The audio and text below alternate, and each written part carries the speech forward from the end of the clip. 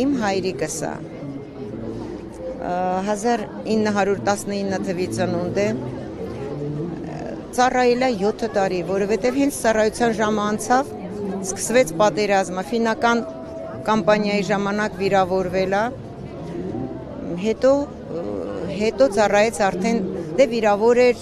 ոտքա, ես հիշում եմ մինչև վերջ, մենք անընդհատ նայում ենք, որ ոտքը ծակ էր այդ վիրավորը, հետո ծառայեց արդեն Կովկազում, Զակավկազկի օկրուգ։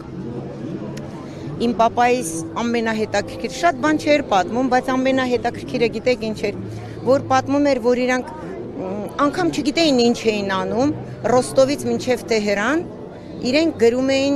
տապոգրաֆիչеская կարտա, ոնց է հայերեն, ասում մեզ ասել են ամեն քար, ամեն բան, չգիտեին ինչի համար էին անում, բայց 43 թվին գիտեին, որ Ստալինը երևի պիտի ավտոյով անցներ, իրենք դրա մեջ էին։ Պատերազմը հաղթանակը դիմավորեց Ռոստովում տիֆով հիվանդ էր, այդ էր իր 7 տարվա ճանապարհը, հերոսական, իմ համար հերոսական։